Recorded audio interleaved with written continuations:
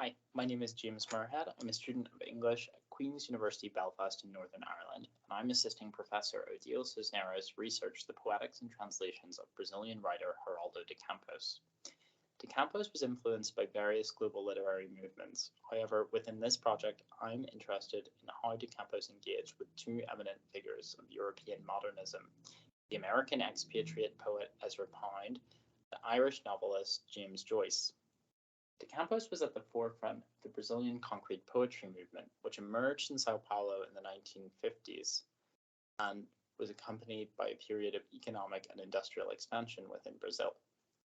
One of the guiding creative principles for the concretists was the concept of anthropophagia, or cultural cannibalism.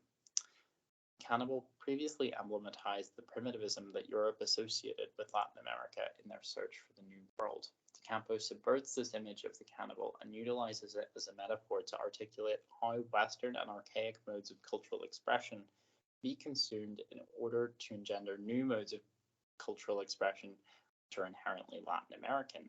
This is visible in De Campos's engagement with both Pound and Joyce. Concretists were particularly inspired by Pound's writing on the Chinese ideogram. Pound was struck by the pictographic qualities of Chinese writing and how universally recognizable symbols such as a rose could be used to articulate concepts such as the color red. This would inform the concretists' emphasis on form within poetic composition, a principle I've attempted to reproduce in my own concrete poem, taking the symbol of the labyrinth in order to convey the research process.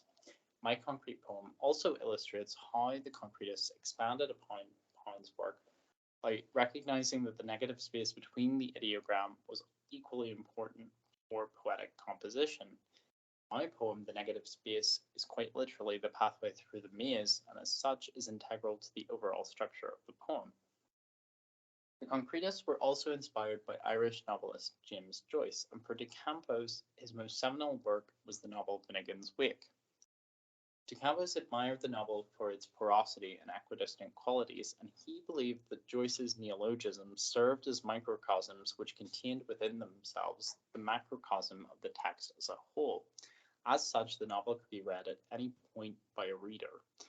Again, a quality I've attempted to reproduce, as key terms pertaining to my research recur in various directions, meaning that there is no singular way to read the text and disrupting conventional linearity. Each of these qualities illustrates that De Campos strived for a form of creative expression that transcended geographic boundaries and could be universally enjoyed by all readers.